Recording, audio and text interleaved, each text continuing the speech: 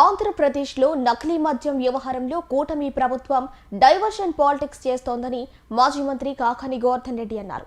ఆయన వైసీపీ కార్యాలయంలో మీడియా సమావేశం నిర్వహించి మాట్లాడారు. ఈ సందర్భంగా ఆయన మాట్లాడుతూ, కూటమి ప్రభుత్వం నకిలీ మద్యం వ్యవహారంలో తన పార్టీ వారిని కాపాడుకోవాలని చూస్తోందని, జోగి రమేష్ పై ప్రభుత్వం కక్ష కట్టినట్టు వ్యవహరిస్తోందని ఆయన ఆరోపించారు.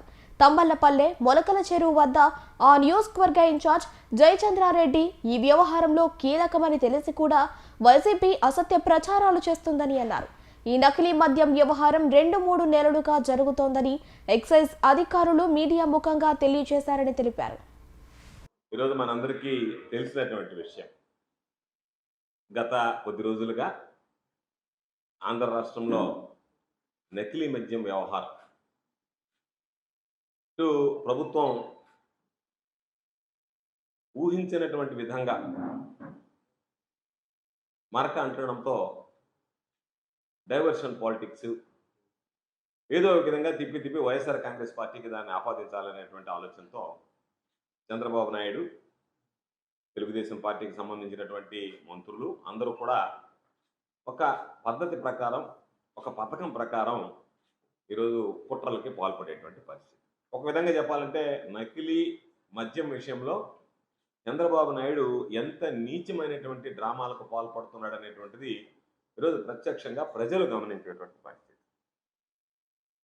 ఒక పక్క మద్యపానం, నకిలీ మద్యం తయారీతో ప్రజలకు సంబంధించినటువంటి ప్రాణాలతో చెలగాటమాడుతూ ప్రభుత్వం దాని మీద తన వారిని, తన పార్టీకి సంబంధించినటువంటి వాళ్ళని రక్షించుకోవాలనేటువంటి ఆలోచనతో పనిచేస్తుంది తప్ప అసలు ఈ నకిలీ మద్యం మూలాలు ఎక్కడి నుంచి వచ్చాయి, ఇది ఏ విధంగా తయారైంది, దీన్ని ఏ విధంగా నిర్మూలించాలనేటువంటి దాని మీద దృష్టి పెట్టినట్టుగా అనిపించడం లేదు. ఈరోజు ఏదో ఒక విధంగా దీన్ని తీసుకెళ్లి వైఎస్ఆర్ కాంగ్రెస్ పార్టీకి అంటగట్టేద్దాం. అందులో భాగంగా ఈరోజు నకిలీ మద్యం వ్యవహారంలోకి మాజీ మంత్రి అయినటువంటి జోగి రమేష్ గారిని తీసుకురావడం జరిగింది. ఈరోజు జోగి రమేష్ గారి మీద ఈ ప్రభుత్వానికి గతంలో అక్కసు ఉంది. చంద్రబాబు నాయుడిని ప్రశ్నించడానికి వెళ్ళాడనేటువంటి బాధ ఆ వర్గాల్లో ఎక్కువగా ఉంది. ఎవరైతే ప్రభుత్వాన్ని ప్రశ్నిస్తారో, లేదా గతంలో ఈ ప్రభుత్వాన్ని ప్రశ్నించారో, ఈ పార్టీని ప్రశ్నించారో, వాళ్ళ మీద దాడులు చేయాలి, అరెస్ట్ చేయించాలి, జైల్లో పెట్టించాలి అనేటువంటి లక్ష్యంతో ఒక విధ్వంసమైనటువంటి పరిపాలనకి, రెడ్ బుక్ పరిపాలనకి ప్రభుత్వం రాగానే కార్యక్రమానికి శ్రీకారం చుట్టింది. అందులో ఈరోజు ఒక్కసారి చూస్తే సొంత పార్టీ నేతల ప్రమేయం బహిర్గతంగా కనపడుతున్నా, కళ్ళకు కట్టినట్టుగా తన సొంత పార్టీకి సంబంధించినటువంటి వ్యక్తుల ప్రోత్సాహం ఉంది, వాళ్లే దీనిలో పాత్రధారులు, సూత్రధారులు, వాళ్ళ ప్రోద్బలంతో ఇది నడిచింది, కూటమి పెద్దలకు సంబంధించినటువంటి తెలుగుదేశం పార్టీకి సంబంధించి సాక్షాత్తు తంబళ్లపల్లి నియోజకవర్గానికి, ఆ మొలకల చెరువులో జరిగినటువంటి దానికి, ఆ తంబళ్లపల్లి నియోజకవర్గానికి ఇన్ఛార్జిగా వ్యవహరిస్తున్నటువంటి జయచంద్రారెడ్డి గారి పాత్ర ఉంది అని చెప్పి ఈరోజు స్పష్టంగా అర్థమవుతున్నా, దాన్ని పక్కన పెట్టి వైఎస్ఆర్ కాంగ్రెస్ పార్టీ మీద ఒక విష ప్రచారణ, కనీసం జరిగినటువంటి ఈ దందానంతా కనుమరుగు వచ్చేసేటువంటి విధంగా వైఎస్ఆర్ కాంగ్రెస్ పార్టీకి ఏ విధంగా అంటగొట్టాలి అంటే, ఇన్నటి వరకు జరిగినటువంటి ఆ ఏదైతే డిస్కషన్ ఉందో ప్రజల్లో, దాన్ని డైవర్షన్ అంటే జోగి రమేష్ గారి మీద తిట్టిన తర్వాత జోగి రమేష్ గారికి దీనికి సరిపోతుందిలే, మన మీద బురద అంటకుండా పోతుంది అనేటువంటి ఒక దుర్మార్గమైనటువంటిది చంద్రబాబు నాయుడికి ఇది అలవాటు అనేటువంటి విషయం. అందులో భాగంగానే సీరియస్ వ్యవహారం, ప్రజల ప్రాణాలు కోల్పోతున్నటువంటి వ్యవహారం, దానిలో కూడా ఈరోజు ఏదో ఒక విధంగా డైవర్షన్ పాలిటిక్స్కి పాల్పడాలనేటువంటి ఆలోచన చేస్తున్నారు. మేము స్పష్టంగా ఈ ప్రభుత్వాన్ని అనేక సందర్భాలు చెప్పాం. నెల 3వ తేదీ కల్తీ మద్యానికి సంబంధించి మొలకల చెరువు తంబళ్లపల్లిలో ఇది వెలుగు చూడటం జరిగింది. నకిలీ మద్యం, నకిలీ సీసాలు, నకిలీ లేబుల్స్, నకిలీ మూతలు, వీటితో పాటు 1000 లీటర్లకు సంబంధించినటువంటి, 1000 బాటిళ్లకు సంబంధించినటువంటి నకిలీ మద్యం దొరికింది అంటే ఇది ఈరోజు అన్ని విధాల బెల్ట్ షాపులు ఉంది. అదేవిధంగా ఇబ్రహీంపట్నంకు చెందినటువంటి, జనార్దన్ రావుకు చెందినటువంటి బారులో కూడా ఈ నకిలీ మద్యాన్ని ఎక్సైజ్ అధికారులు ఆ యూనిట్ను కూడా అక్కడ గుర్తించడం జరిగింది. అంటే మొలకల చెరువులో కానీ, ఇబ్రహీంపట్నంలో కానీ 1000 లీటర్ల ఆ నకిలీ మద్యానికి సంబంధించి తయారు చేసే సామగ్రిని చూసి అధికారులు కూడా షాక్ అయ్యాము అని చెప్పి మీడియా ముందు చెప్పడం జరిగింది. ఒకసారి అధికారులు ఏం చెప్పారు, 2-3 నెలలుగా ఎక్సైజ్ శాఖకు సంబంధించినటువంటి అధికారులు చెప్పినటువంటి మాట ఏమిటంటే, ఈ దందా 2-3 నెలలుగా జరుగుతుంది అని మా దృష్టికి వచ్చింది అని చెప్పి అధికారులు తేల్చి చెప్పడం జరిగింది. అంటే తయారు చేసినటువంటి యూనిట్లు, తయారు చేసినటువంటి విధానం, వాళ్ళ విచారణలో ఓ 2-3 నెలల నుంచి ఇది జరుగుతుంది అని చెప్పి. ఎందుకంటే అక్కడ ఉన్నటువంటి ఎక్సైజ్ అసిస్టెంట్ కమిషనర్ ఎవరైతే ఉన్నారో చంద్రశేఖర్ రెడ్డి అని ఆయన, ఇది 2 నెలలుగా జరుగుతుంది అని చెప్పాడు. డిప్యూటీ కమిషనర్ ఏం చెప్పాడు, 3 నెలలుగా జరుగుతుంది అని చెప్పాడు. ఎక్సైజ్ అధికారులు చెప్పినటువంటి దాని ప్రకారం ఏంది, 2 నెలలు 3 నెలలుగా జరుగుతుంది అనేటువంటిది స్పష్టంగా అర్థమయ్యేటువంటి పరిస్థితి. అయితే 2-3 నెలలుగా జరిగింది అంటే ఇది కూటమి ఫెయిల్యూరు, ఈ ప్రభుత్వం ఫెయిల్యూరు, కాబట్టి కూటమి ప్రభుత్వంలోనే ఇది జరిగింది అనేటువంటిది స్పష్టంగా అర్థం కావడంతో దానిని తప్పించుకునేందుకు ఈరోజు 2-3 ఏళ్ల నుంచి ఇది జరుగుతుంది అనేటువంటి ఒక ప్రచారానికి, విష ప్రచారానికి ఈరోజు పూనుకున్నారు. అంటే 2-3 ఏళ్ళు అనేటప్పటికి ఏమైంది, అంతకుముందు ఉన్నటువంటి ప్రభుత్వంలో కూడా ఇది జరిగింది అని చెప్పి వాళ్ళు చెప్పదలుచుకున్నటువంటి విధానం. అంటే ఇది మా ప్రభుత్వంలో వచ్చినటువంటిది కాదు, గత ప్రభుత్వం నుంచి వచ్చిందని చెప్పుకోవడానికి అనేక రకాలైనటువంటి ఇబ్బందులు పడుతూ అందులో భాగంగా 2-3 సంవత్సరాల నుంచి జరుగుతుంది అని చెప్పి అన్నారు. ఒకసారి జనార్దన్ రావు ఒక వీడియోలో మాట్లాడాడు. జనార్దన్ రావు మొదటి వీడియోలో ఏం మాట్లాడాడు, 6వ తేదీ అక్టోబర్ 6వ తేదీ మొదటి వీడియో రిలీజ్ చేశాడు, తొలుత మాట్లాడాడు. దాంట్లో ఏం చెప్పాడు, నన్ను ముద్దాయిగా చూపించారు, తెలుగుదేశం పార్టీ వాళ్ళకి ఏమి సంబంధం లేదు, నాకు ఆరోగ్యం బాగలేక నేను ఆఫ్రికాలో ఉన్నా, ఆరోగ్యం బాగైన తర్వాత ఆరోగ్య సమస్యతో బాధపడుతున్నాను కాబట్టి విదేశాల్లో ఉన్నాను కాబట్టి నేను ఇండియాకు వచ్చిన తర్వాత దీంట్లో జరిగినటువంటి వాస్తవాలన్నీ చెప్తానని చెప్పాడు తప్ప ఆ రోజు అక్టోబర్ 6వ తేదీ ఇచ్చినటువంటి వీడియోలో ఎక్కడ కూడా జోగి రమేష్ గారి పాత్ర ఉందనేటువంటి ప్రస్తావన కూడా జనార్దన్ రావు తీసుకురాలేదు. ఇది అందరం గమనించాల్సినటువంటి విషయం. రెండో వీడియో కరెక్ట్గా వారం తర్వాత అక్టోబర్ 13వ తేదీ మొన్నటి దినం మరొక వీడియో, రెండో వీడియో రిలీజ్ చేశారు. జనార్దన్ రావు రెండో వీడియో రిలీజ్ చేశాడు. దాంట్లో జోగి రమేష్ ప్రస్తావన తెచ్చాడు. ఆయన ఆర్థికంగా సహాయం చేస్తానని చెప్పని జోగి రమేష్ చెప్పాడని చెప్పాడు.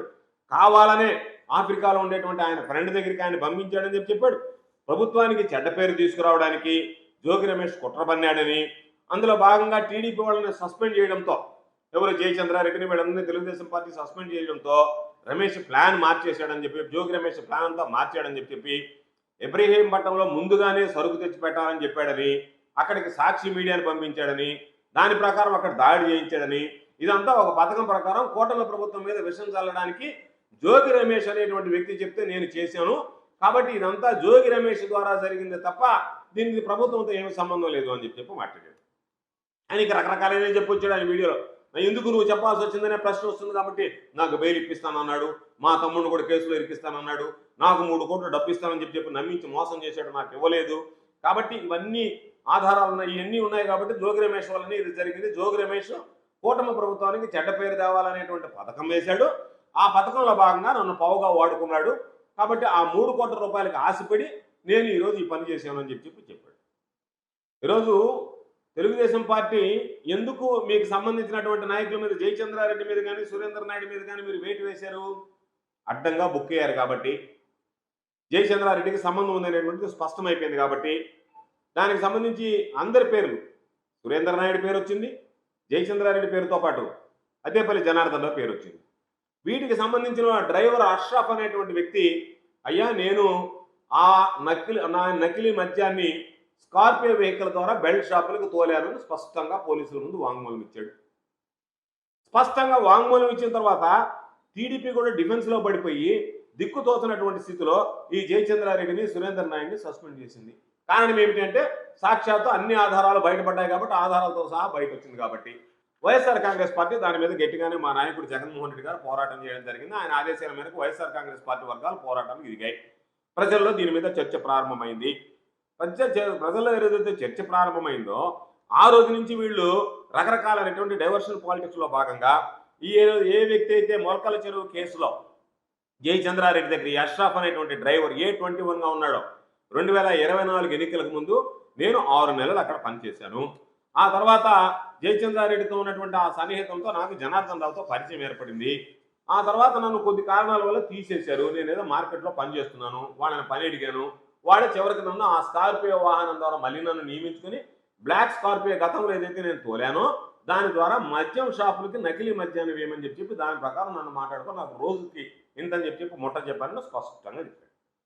దాంతో విధిలేని పరిస్థితుల్లో జయచంద్రారెడ్డి దగ్గర డ్రైవర్గా పనిచేస్తున్నటువంటి వ్యక్తి, జయచంద్రారెడ్డి బ్లాక్ స్కార్పియోన్ వాడినటువంటి వ్యక్తి, దాని ద్వారానే మద్యం పంపిణీ చేశాడు కాబట్టి టీడీపీ డిఫెన్స్లో పడిపోయి దానికి సంబంధించినటువంటి దాంట్లో ఆ రోజు ఏం చెప్పారు, మేమే రైడ్ చేయించాం, ఈ ఘనతంతా మాదే అని చెప్పి ఒక ప్రచారం చేసుకున్నారు. కాబట్టి మాకెవరు చంపింది కాదు, మేమే దాన్ని వెతికి పట్టుకున్నాము అంటే ఇక్కడ తేడా చూడండి. మొదటి రోజు ఏమో మేము వెతికి పట్టుకున్నాం అన్నారు. రెండో వీడియో జనార్దన్ రావు చేతి ఏమో రిలీజ్ చేయించారు, అక్కడ పెట్టించి పట్టించాడు జోగి రమేష్ అని చెప్పాడు. సాక్షాత్తు తెలుగుదేశం పార్టీ వాళ్ళే ప్రెస్ మీట్ పెట్టి మేము ఎంత ఎఫెక్టివ్గా పనిచేస్తున్నాం అంటే మేమే పట్టుకున్నాం దీన్ని, కాబట్టి మా ప్రభుత్వం అంత పకడ్బందీగా పనిచేస్తుందని చెప్పాడు. మీ ఆస్థాన పత్రిక ఈనాడులో 3వ తేదీ జరిగితే 4, 5 తేదీల్లో కనీసం దాని గురించి ఇంత పెద్ద విషయం ప్లాంట్ బయటపడింది, దాంతోపాటు నకిలీ బాటిల్స్, నకిలీ లేబుల్స్, నకిలీ మూతలు బయటపడితే, ఎస్ఎస్ఆర్కి సంబంధించినటువంటి సీల్డ్ వేసే మూతలు బయటపడితే కనీసం దాని గురించి ప్రస్తావన కూడా లేదు 4, 5 తేదీల్లో. తర్వాత మేము తప్పు చేశారు కాబట్టి మా వాళ్ళని సస్పెండ్ చేశామని వర్ల రామయ్య గారు, నారా లోకేష్ ఇద్దరు కూడా దాన్ని సమర్థించుకున్నారు. అంటే మా వాళ్ళు తప్పు చేశారు కాబట్టి మేము పంపించామని చెప్పి దానిలో ఒక ట్వీట్ కూడా పెట్టారు. A1 అంటూ జయచంద్రారెడ్డి మీద ఆయన A1 అని చెప్పి ఒక ట్వీట్ పెట్టారు. ఆ తర్వాత ఏమనుకున్నారేమో ఆ ట్వీట్ని 2 రోజుల తర్వాత A1 అనేటువంటి అక్షరం తీసేశారు. అంటే A1 జయచంద్రారెడ్డి అనేటువంటిది ఆయన అక్యూజ్డ్ నెంబర్ 1గా ఉన్నటువంటి వ్యక్తికి మీ ట్వీట్లోనే A1 అనేటువంటి దాన్ని తొలగించారు. అంటే దీని అర్థం ఏంటంటే ఒక పథకం ప్రకారం మీ వాళ్ళని ఏ విధంగా కాపాడుకుంటూ రావాలా, ఈ కేసును ఏ విధంగా నీరుగర్చాలా, వైఎస్ఆర్ కాంగ్రెస్ పార్టీకి ఏ విధంగా దీన్ని అంటగట్టాలనేటువంటి ఒక విష ప్రచారానికి, ఒక దుష్ప్రచారానికి మీరు పాల్పడుతూ ఒక పద్ధతి ప్రకారం దీన్ని ఏదో ఒక విధంగా నీరుగార్చాలనేటువంటిది మీ ప్రధానమైనటువంటి పరిస్థితి. అందుకనే చంద్రబాబు నాయుడికి డైవర్షన్ రాజకీయాలు అలవాటు. మేము అడిగేది ఒక పెద్ద ఇన్సిడెంట్ జరిగింది, దీనికి మరణాలు సంభవిస్తున్నాయని చెప్పి పత్రికల్లో కోకోలాలుగా వార్తలు వస్తున్నాయి. మీరు దీని మీద చిత్తశుద్ధి ఉంటే ఎక్కడన్నా రాష్ట్ర వ్యాప్తంగా ఉన్నటువంటి బార్లు కానీ, మద్యం షాపులు కానీ, బెల్ట్ షాపులు కానీ ఎక్కడన్నా తనిఖీ చేసి ఇది ఎక్కడుంది, ఎందుకు జరిగింది, ఏ విధంగా జరిగింది అనేటువంటి విచారణ ఎక్కడ చేయటంలే. మద్యం షాపులు జోలికి పోవడంలే. ఈ మద్యం ఎక్కడ ఉంటుంది, షాపులోనే ఉంటుంది, బార్లోనే ఉంటుంది, లేదంటే బెల్ట్ షాపులో ఉంటుంది. వాటి జోలికి పోవడంలే. ఎక్కడ ఎటువంటి తనిఖీలు నిర్వహించకుండానే వైఎస్ఆర్ కాంగ్రెస్ పార్టీ మీద బురద దళాలని జోగి రమేష్ అనేటువంటి వ్యక్తిని తీసుకొచ్చి దాంట్లో చేర్చి దాని మీద ఈరోజు వైఎస్ఆర్ కాంగ్రెస్ పార్టీ చేసినటువంటి ఆరోపణలకు సమాధానం చెప్పకపోగా తిరిగి ఆ పార్టీ పైన నిందలు వేసేటువంటి ఒక కపట నాటకానికి చంద్రబాబు నాయుడు గారు ఈ నకిలీ లిక్కర్ అంశాన్ని ఎంచుకోవడం అనేటువంటిది దురదృష్టం. ఆయన అన్ని విధాలలాగానే ఆయన కపట వ్యవహారం దీంట్లో కూడా నకిలీ మద్యం వ్యవహారంలో కూడా కొనసాగించుండేటువంటి పరిస్థితి. సిబిఐ చేత విచారణ చేయించమని మీరు ఒక్కసారి చంద్రబాబు నాయుడు ప్రెస్ మీట్ చూడండి. హడావిడిగా చంద్రబాబు నాయుడు 12వ తేదీ ప్రెస్ మీట్ పెట్టాడు. ఎందుకు ప్రెస్ మీట్ పెట్టాడు, మిథున్ రెడ్డి నా మీద వచ్చినటువంటి మద్యం కుంభకోణం మీద సిబిఐ చేత విచారణ జరిపించండి ప్రధానమంత్రికి ఒక లేఖ రాశారు. ఢిల్లీకి చేరింది గబ్బు చంద్రబాబు నాయుడు చేసేటువంటి కపట నాటకాలు, అన్యాయం, వ్యవహారం. వెంటనే ఒక ప్రెస్ మీట్ పెట్టి ఆ ప్రెస్ మీట్లో ఏదో డైవర్షన్లో పాలిటిక్స్లో భాగంగా ఆయన రకరకాలుగా రాష్ట్రంలో ఏది జరిగినా అనుమానంతో చూడాలని, కొంతమంది విలేకరులు అడిగినటువంటి ప్రశ్నకు అంత లోతుగా నేను దీని గురించి పట్టించుకోలేదు, అధ్యయనం చేయలేదని చెప్పి ఏదో కవరింగ్ ఇచ్చేసి వెళ్ళిపోయేటువంటి పరిస్థితి తీసుకొచ్చాడు. అదేవిధంగా మళ్ళీ జగన్మోహన్ రెడ్డి గారికి ఆపాదించేటువంటి విధంగా దీనికి సంబంధించినటువంటిది ఓ ప్రస్తావన తీసుకొచ్చారు. దీనికి దాడి జరిగిన మామూలుగా దీనికి సంబంధించి జగన్మోహన్ రెడ్డి గారి బంధువుల్ని ఆపాదించేటువంటి విధంగా ఈనాడు పత్రిక కూడా ఒక కథనం రాయడం జరిగింది. మొలకల చెరువుకు సంబంధించినటువంటి నకిలీ దందా ఏదైతే వెలుగొచ్చిందో అది ఆఫ్రికా నుంచి జనార్దన్ రావు విడుదల చేసినటువంటి మొదటి వీడియోలో జోగి రమేష్ పేరు రాలేదు. దాడి జరిగినప్పుడు ఈనాడు పేపర్ స్పందించలేదు.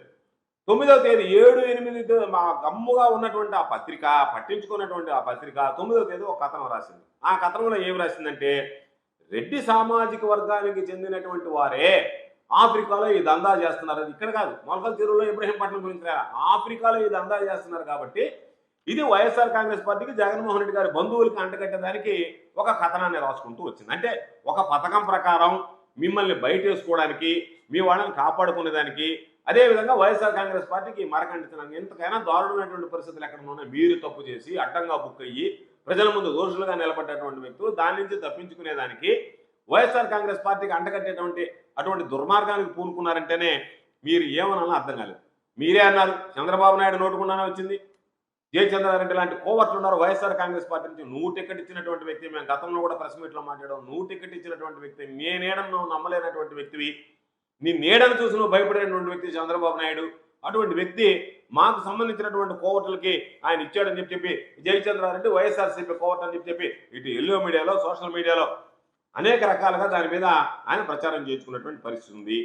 కాబట్టి మీరు అందరూ చెప్పాల్సింది 2 సంవత్సరాలుగా ఇది నడుస్తుందని చెప్పడం వల్ల మీ యొక్క ప్రధానమైనటువంటి ఉద్దేశం ఏంటంటే అధికారులు 2 నెలల క్రితం అని అంటే మీరు 2 సంవత్సరాల క్రితం అని చెప్పడానికి జోగి రమేష్ని మంత్రిగా ఉన్నప్పుడే ఈ నకిలీ లిక్కర్ తయారైందనేటువంటి ఒక కలరింగ్ అవడానికి జనార్దన్ రావుతో చెప్పించడం వెనక ఉన్నటువంటి వాస్తవం ఇది అనేటువంటి ప్రజలకు అర్థమైపోయింది.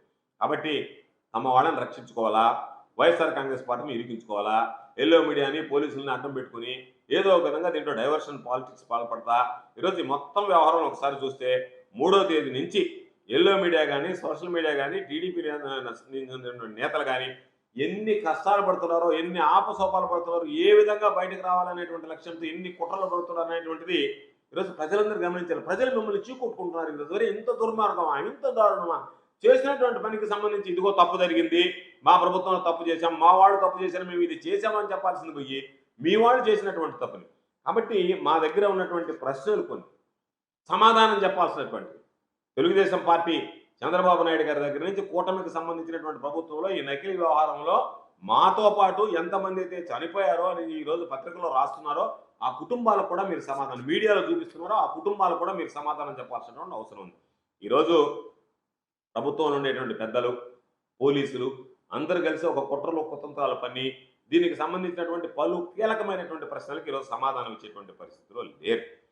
జనార్దన్ రావుని అరెస్ట్ చేసి విచారించిన తర్వాత మీరు న్యాయస్థానంలో హాజరుపరిచారు. ఆయనకి నెల్లూరుకి సంబంధించినటువంటి నెల్లూరు జిల్లాకి రిమాండ్ విధించింది. రిమాండ్ రిపోర్ట్లో ఎక్కడైనా జోగి రమేష్ పేరు ఉందా? ఆ రోజు మీ విచారణలో చెప్పి ఉంటే మీరు రిమాండ్ రిపోర్ట్లో జోగి రమేష్ పేరు ఎందుకు వెల్లడించలేదనేటువంటి దానికి మీరు సమాధానం చెప్పాలా? అదేవిధంగా ఏ రోజైతే జనార్దన్ రావు అరెస్ట్ అయ్యి వెళ్ళిపోయాడో, న్యాయస్థానం రిమాండ్ అయ్యి నెల్లూరు జిల్లాకి తరలించిందో 24 గంటల తర్వాత ఆ వీడియో ఎట్లా బయటకు వచ్చింది? మీ దగ్గర వీడియో ఉంది కదా, ఆ వీడియోని ఇదిగో ఈ వీడియో ఆధారం అని చెప్పి మాకు ఈ విధంగా చెప్పాడని చెప్పి మీరు రిమాండ్ రిపోర్ట్లో రాయాలి కదా, కోర్టులో ప్రొడ్యూస్ చేయాలి కదా. అవన్నీ లేకుండా నెల్లూరు జైలుకి వెళ్ళిన తర్వాత 24 గంటల తర్వాత మీకు ఆ వీడియో ఎక్కడ వచ్చింది అనేటువంటి దాని మీద మీరు కనీసం ఈరోజు విచారణ చేశారా? అంటే వ్యూహాత్మకంగా మీరు మీ దగ్గర కూర్చోబెట్టి రాచమర్యాదలు చేసి ఎక్కడో ఉన్నటువంటి వ్యక్తిని పిలిపించుకొని ఆయన రావడంతోనే అర్థమైంది, ఆయన రాకతోనే అర్థమైంది, ఓహో ఏదో కుట్రలో భాగంగానే ఆయన పిలిపించారని చెప్పి ఆయన ఏం దోషిగా రాలే, ఆయన ఏమో మామూలుగా దొరలాగానే వచ్చాడు, దొంగలాగా రాలేదు, నేరుగా వచ్చాడు, దిగాడు. మీరు రాచమర్యాదలతో తీసుకెళ్లారు, ఏం చెప్పాలన్నా పాపం బ్రీఫింగ్ ఇచ్చారు, దాని ప్రకారం ఎన్నిసార్లు తీశారు కానీ ఫైనల్గా ఒక వీడియో తీసి రిలీజ్ చేయారు.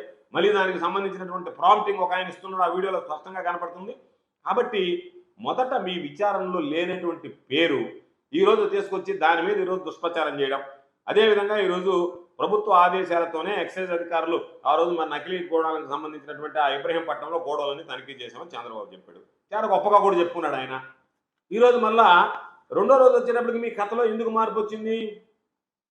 జనార్దన్ రావు మొదట చెప్పినటువంటి వీడియోలో జోగి రమేష్ ప్రస్తావన లేదు, ఇవన్నీ లేదు, మేమే పట్టుకున్నాం, మా ప్రభుత్వమే పట్టుకున్నామని చంద్రబాబు చెప్పాడు. రెండో దగ్గరికి వచ్చినప్పటికి ఏమైంది? ప్లేట్ ఫిరాయించి జోగి రమేష్ మమ్మల్ని అక్కడికి పెట్టమంటే మేము అక్కడికి ఆ నకిలీ మద్యాన్ని చేర్చాము, మీడియాను తీసుకొచ్చి జోగి రమేష్ మమ్మల్ని పట్టించాడు, ఎక్సైజ్ అధికారుల చేత పట్టించాడు, ముందుగానే ఎక్సైజ్ అధికారులని పట్టించాలని చెప్పి పథకం వేశాడు, ఆ పథకం ప్రకారం మేము లెక్కర తెచ్చాం. అంటే చంద్రబాబు నాయుడికి సమాచారం లేదా? జరిగిన తర్వాత చంద్రబాబు నాయుడు గారు అధికారులతో మాట్లాడలేదా? అధికారులతో మాట్లాడినప్పుడు అధికారులకు వాస్తవం తెలీదా? ఎవరు వచ్చి రైడ్ చేయించారు? అధికారులు చెప్తేనే కదా నువ్వు మా ప్రభుత్వంలో మా అధికారులపై మరి రైడ్ చేయించారు, మా ప్రభుత్వంతో సమర్థవంతంగా పనిచేస్తుందని చెప్పినటువంటి వాడు మరలా ఏదో ఒక విధంగా దీంట్లోంచి బయటపడాలి. ఎందుకంటే గబ్బు పట్టిపోయాం, భ్రష్టు పట్టిపోయాం, ఈరోజు మనం తలెత్తుకొని తిరిగేటువంటి పరిస్థితి కోల్పోయాం. కాబట్టి దీన్ని ఏ విధంగా బయటపడాలనేటువంటి డైవర్షన్లో భాగం తప్ప లేనటువంటి సంబంధం లేనటువంటి వ్యక్తి జోగి రమేష్ అనేటువంటి వాడిని తీసుకొచ్చి మా పార్టీకి సంబంధించినటువంటి వ్యక్తిని తీసుకొచ్చి మీరు దీంట్లో చొప్పించి ఏదో ఒక విధంగా మీ వాళ్ళని కాపాడుకోవాలనేటువంటి ప్రయత్నం కట్టుకథలతో ఈరోజు మీరు దొరికిపోయారనేటువంటిది వాస్తవం, నిజం. ప్రజలు మిమ్మల్ని నకిలీ మద్యంలో మీరు దొరికిన దానికన్నా, మీరు చేసినటువంటి తప్పుల కన్నా మీరు ఆడేటువంటి కట్టుకథల్ని చీకొట్టేటువంటి పరిస్థితి ఏర్పడేది ప్రజలు అనేటువంటిది గుర్తుంచుకోండి. ఆయన విదేశాలకు వెళ్ళిపోతే నాకు 3 కోట్లు ఇస్తాను. రెండో ప్రశ్న చెప్తున్నాను, విదేశాలకు వెళ్ళిపోతే 3 కోట్లు ఇస్తానని చెప్పారు. 3 కోట్లు తీసుకుని విదేశాలకు వెళ్ళాడు, ఇస్తానని చెప్పి వెళ్ళాడు. ఆంధ్రప్రదేశ్కి ఎందుకు వచ్చాడు మళ్ళీ ఆయన? ఎవరు పిలిపిస్తే వచ్చారు? ఈ డీల్ ఆయన అయిందా లేదా? దాంట్లో ఏం చెప్పాడు? నాకు 3 కోట్లు ఇస్తానని ఆయనే చెప్పాడు. 3 కోట్లకు సంబంధించి డీల్ పూర్తి కాకముందే ఆయన నేరుగా దిగబడ్డాడు కదా, ఎక్కడికి నేరుగా వచ్చేసాడు కదా. ఈ విషయంలో ఆయన పేరు బయటపడిన తర్వాత వారం రోజుల లోపలనే వచ్చేసాడు కదా. ఏమి ఎందువల్ల వచ్చాడు అనేటువంటి దానికి ఆధారం ఎవరు పిలిపిస్తే వచ్చారు, ఎవరు వస్తే వచ్చాడు. కాబట్టి ఆయన 3 కోట్లు ఇస్తానంటే ఈయన పోయినటువంటి చెప్పినటువంటి మాట పూర్తిగా అవాస్తవమా కాదా? వాస్తవం అయితే ఆయన ఆఫ్రికాలో ఉండి నేను 3 కోట్లు ఇస్తానంటే ఆయన ఆంధ్రాకి ఎందుకు వచ్చాడు? రావాల్సినటువంటి అవసరం ఏమొచ్చింది? కాబట్టి పచ్చి అవాస్తవాలను ప్రచారం చేస్తున్నారనేటువంటి ఇది ఒక ఉదాహరణ. తర్వాత మీరు మొలకల చెరువుకు సంబంధించినటువంటి సంఘటనలో కొంతమంది దోషులు జనార్దన్ రావు కన్నా ముందు తీసుకున్నారు అదుపులో. వెంటనే కస్టడీ పిటిషన్ వేసేశారు. 24 గంటల లోపలనే మాకు కస్టడీకి ఇవ్వండి, మేము దీని మీద లోతుగా విచారించాలి. జనార్దన్ రావు విషయంలో ఎందుకు మీరు కస్టడీ పిటిషన్ వేయలేదు? ఎందుకు జనార్దన్ రావు అనేటువంటి వ్యక్తిని మీరు లోతుగా విచారించడం లేదు? జనార్దన్ రావును లోతుగా విచారించకుండా ఈ దొంగ వీడియోలు వదలాల్సినటువంటి అవసరం ఏమొచ్చింది? పోలీసులు జనార్దన్ రావును విచారించాలని ఎందుకు భావించడం లేదు? అంటే ఎవరో ఒకరిని తీసుకొచ్చి కస్టడీలోకి వాళ్ళ దగ్గర కట్టుకథలు చెప్పించి జనార్దన్ రావును మాత్రం రాచమర్యాదలతో రిమాండ్కి పంపించేసి ఆయనతో ఇంకేం పెద్ద అవసరం లేదు, మిగతా వాళ్ళ ద్వారా ఏ విధంగా వైఎస్ఆర్ కాంగ్రెస్ పార్టీకి సంబంధించినటువంటి వ్యక్తుల పేర్లు చెప్పించాలనేటువంటి ఆలోచన తప్ప మరొకటి కాదు. కాబట్టి మేము మిమ్మల్ని అడిగేటువంటి మరొక ప్రశ్న, టీడీపీ నేతగా ఉన్నటువంటి జనార్దన్ రావును ఆంధ్ర రాష్ట్రానికి పిలిపించినటువంటి మీరు జయచంద్రారెడ్డిని ఎందుకు పిలిపించలేకపోయారు? ఎందుకు పిలిపించలేదు? ఎందుకు పిలిపించడం లేదు? ఎందుకు అరెస్ట్ చేయడం లేదు? ఎందుకు లుకౌట్ నోటీస్ జారీ చేయలేదు? దీని వెనక ఉన్నటువంటి కారణాలు ఏంటి? ఎందుకు మీరు తాత్సారం చేస్తున్నారు? ఎందుకు మీరు ఆయన మీద చర్యలు తీసుకునేదానికి ప్రయత్నం చేయటం లేదు అనేటువంటిది స్పష్టంగా చెప్పాలా. అదేవిధంగా పోలీసులకు సంబంధించినటువంటి విచారణలో ఆ మద్యాన్ని పాల వ్యానుల ద్వారా సరఫరా చేశామని చెప్పారు టీడీపీ నేతలే. ఆ పాల వ్యాన్లు ఎన్టీఆర్ జిల్లా ఇబ్రహీంపట్నం కానీ, అనకాపల్లి జిల్లాలో రాంబలికి కానీ, పశ్చిమ గోదావరిలో పాలకొల్లుకు కానీ వివిధ ప్రాంతాలకి ఈ పాల వ్యాన్లకు సంబంధించినటువంటి దాంట్లో సరఫరా చేశారు. ఆ వ్యాన్లు ఉన్నాయి, వాటిని మీరు సీజ్ చేయలే, వాటిని కాన్ఫిస్కేట్ చేయలే. ఎందుకు వాటి జోలికి పోలేదు? కారణం ఏంటంటే మీ తెలుగుదేశం పార్టీకి సంబంధించినటువంటి కాబట్టి మొత్తం తయారీ దగ్గర నుంచి రవాణా దాకా అమ్మేంత వరకు, డబ్బు చేసుకునేంత వరకు అందరూ తెలుగుదేశం వాళ్ళు ఉన్నారు కాబట్టి కీలకమైనటువంటి వ్యక్తులు ఎవరిని దీంట్లో టచ్ చేసేటువంటి పరిస్థితి లేదు. కాబట్టి ఈరోజు దాదాపుగా 75,000 బెల్ట్ షాపులు ఉన్నాయి అనధికారికంగా ఉన్నటువంటి, అనధికారికంగా నడిచేటువంటి. మా దగ్గర ఉన్నటువంటి లెక్కల ప్రకారం ఈ రాష్ట్రంలో 75,000 బెల్ట్ షాపులు, ఏమాత్రం వాటికి ఎటువంటి అనుమతులు లేకుండా అనధికారికంగా ప్రజల ప్రాణాలు తీస్తూ నకిలీ దందా, నకిలీ మద్యం నడిపించేటువంటి 75,000 బెల్ట్ షాపులు ఉన్నాయి. ఆ 75,000 బెల్ట్ షాపుల మీద ఇంతవరకు దాడి జరగలేదు. ఆ 75,000 బెల్ట్ షాపులు ఈరోజు మనం నెల్లూరు జిల్లాలో చూస్తే ఒక్క దగ్గర ఒక బెల్ట్ షాపును పట్టుకున్నారా ఎక్సైజ్ వాళ్ళు, ఎంత జరుగుతుంటారంటే చేయటం లేదు. కారణం ఏంటి? మీ వాళ్ళు అందులో భాగస్వాములు కాబట్టి, మీ ఎమ్మెల్యేలు దాంట్లో వాటాదారులు కాబట్టి, మీకు సంబంధించినటువంటి తెలుగుదేశం పార్టీ వాళ్ళే ప్రధానమైనటువంటి సూత్రధారులు, పాత్రధారులు కాబట్టి మీరు వాళ్ళ జోలికి వెళ్ళడం లేదు. కాబట్టి 75,000కు సంబంధించినటువంటి దాడులు చేయటం లేదు. కల్తీ మద్యాన్ని విక్రయించేటువంటి వాటి మీద తీసుకుని ల్యాబులకు పంపిస్తారంటే ఆ ల్యాబులకు పంపించేటువంటి పరిస్థితి లేదు. ఎందుకంటే పంపిస్తే ఇది నకిలీ మద్యమా కాదా మేము చెప్తున్నాం, 4 బాటిల్కి 1 బాటిల్ నకిలీ మద్యం ఉంది. కాబట్టి అది వేటికి వెళ్ళిందంటే మీకు బయటపడుతుంది. కాబట్టి బార్లు కానీ, మద్యం షాపులు కానీ, బెల్ట్ షాపుల మీద కానీ ఎక్కడ మీరు రైడ్లు చేయరు. ఎక్కడన్నా శాంపిల్స్ కలెక్ట్ చేసి ల్యాబ్కు పంపించి దాన్ని ఏదన్నా ఉందా లేదా అని చెప్పి కన్ఫర్మేషన్ తీసుకుంటారంటే అది తీసుకునేటువంటి పరిస్థితులు లేరు. కాబట్టి దానికి మనం చెప్పాడు ఎక్సైజ్ మినిస్టర్, మేము ఎక్సైజ్ యాప్ ఒకటి ప్రవేశపెట్టాము. ఆ యాప్ ఓపెన్ చేసి చూస్తే పాపం తాగుబోతను తాగేవాడు మద్యమాన ప్రియులకి అందరికీ ఆ యాప్ డౌన్లోడ్ చేసుకోవచ్చు. చదువుకున్న వాళ్ళే యాప్ డౌన్లోడ్ చేసుకొని చేసుకోలేకుంటారు. ఆయన యాప్ డౌన్లోడ్ చేసుకొని ఆ యాప్లో దానికి సంబంధించినటువంటిది స్కాన్ చేస్తే ఆ యాప్ చెప్పొద్దంట ఇది దొంగదా మంచిదని. అంటే అప్పుడు మీరు ఒప్పుకుంటున్నారుగా నకిలీ మద్యం ఉందని ఆంధ్ర రాష్ట్రంలో. ఇన్ని రోజులుగా ఆ యాప్ తేలేదంటే నకిలీ మద్యం జరుగుతున్నా మీ దృష్టికి మీరు పట్టించుకోలేదు కదా. ఈరోజు వైఎస్ఆర్ కాంగ్రెస్ పార్టీ పోరాటం చేపట్టే కదా మీరు ఆ యాప్ ఒకటి తీసుకొచ్చారు. ఆ యాప్లో ఎంతమంది చూసుకుంటారు? దొరికితే దొంగ, దొరకపోతే దొర. ఈరోజు ఒకసారి చూస్తే నేరుగా వాటికి బ్రహ్మాండంగా ఆయుధ పూజ చేశారు ధైర్యంగా. మన దసరా పండగకి ఆ ప్లాంట్లకి దండలేసి పూలమాలేసి మామూలు ఫ్యాక్టరీ లేదు డిస్టిలరీలో చేసినట్టుగానే ఈ నకిలీ ప్లాంట్లకు సంబంధించినటువంటి దాంట్లో కూడా చేశారు. ఏది ఆయుధ పూజ చేశారు. కాబట్టి టీడీపీ సిండికేట్కి సంబంధించినటువంటి మద్యం దుకాణాల్లో మీరు మద్యం విక్రయిస్తుంటే వాటికి సంబంధించినటువంటి దాంట్లో మీరు నకిలీ మద్యం అమ్మకాలు ఉన్నాయని అధికారికంగా మంత్రి స్థాయిలో అంగీకరించినట్టుగానే మేము భావిస్తున్నాం. ఎందుకంటే యాప్ తీసుకొచ్చింది దీనికి ఈరోజు మద్యం దొరికింది కాబట్టి ఆ యాప్ ద్వారా మేము నకిలీ మద్యాన్ని అరికడతామంటే అప్పుడు నకిలీ మద్యం అనేటువంటిది జరుగుతుంది అనేటువంటిది మీ మాటల్లోనే అర్థమైంది. కాబట్టి టీడీపీ నేతలకి, కుటుంబాలకు సంబంధించినటువంటి డిస్టిలరీలు, టీడీపీ సిండికేట్ నిర్వహిస్తున్నటువంటి దుకాణాలు, బార్లు, అదేవిధంగా ఈరోజు బెల్ట్ షాపులు, వీటన్నిటిలో ఈ నకిలీ మద్యానికి సంబంధించినటువంటి దర్యాప్తు ఏదైతే ఉందో అది పారదర్శకంగా జరగకుండా దాన్ని పక్కదారి పట్టించేటువంటి విధంగా మీరు ప్రయత్నం చేస్తున్నారు. కాబట్టి నకిలీ మద్యానికి సంబంధించినటువంటి దాందాలో పెద్దలకు సంబంధించినటువంటిది లేకపోతే జనార్దన్ రావు అనేటువంటి వ్యక్తి ద్వారా గుర్తు తెలియనటువంటి ప్రదేశాల్లో ఒక వీడియో షూట్ చేయించాల్సినటువంటి అవసరం ఏమొచ్చింది? రిమాండ్ రిపోర్ట్లో మీరు పొందుపరచకుండా ఆ తర్వాత దాన్ని విడుదల చేయాల్సినటువంటి అవసరం ఏమొచ్చింది? దాంతోపాటు వైఎస్ఆర్ కాంగ్రెస్ పార్టీ ఎంపీ మిథున్ రెడ్డి నివాసంలో హడావిడిగా సిట్ ద్వారా సోదాలు చేయించి ఇవన్నీ కూడా దేనికి చేస్తున్నారు మీరు? ప్రజల దృష్టి మరల్చాలా? మద్యం మీద ఆలోచన కలగకూడదు, మద్యం మీద చర్చ జరగకూడదు, ప్రజల మద్యం విషయం మర్చిపోవాలా?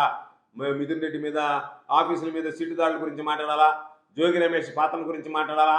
మరొకటి మాట్లాడాలని కానీ ఈ రోజు కూడా కూటమి ప్రభుత్వానికి జరిగినటువంటి తప్పు స్పష్టంగా ప్రజలు గమనించారు.